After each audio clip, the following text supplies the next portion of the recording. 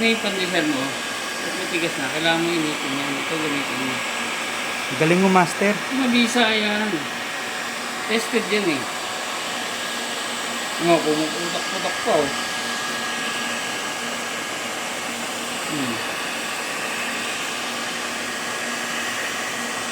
Bisa yan. Ano, master ah. Siyempre. Parang galing na sa oven. Siyempre. Ganyan sa oven eh. Hangin din eh. Hangin mainit. Paras lang yan. Ano mo? Pag wala kayong oven, to gamitin nyo. Siyempre. Mura lang to. Kaysa bumili pa kayo ng oven. Ngayon, babalik tayo mo siyempre. Kamayin na natin. Hindi naman tayo nagugas eh. Okay lang yan.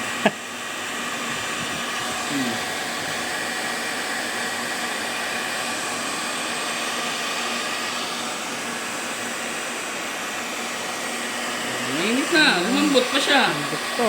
Pisil-pisilin ko. Lumambot to. Diskarte lang yan. Parang nasa galing pugon din yan. Panis.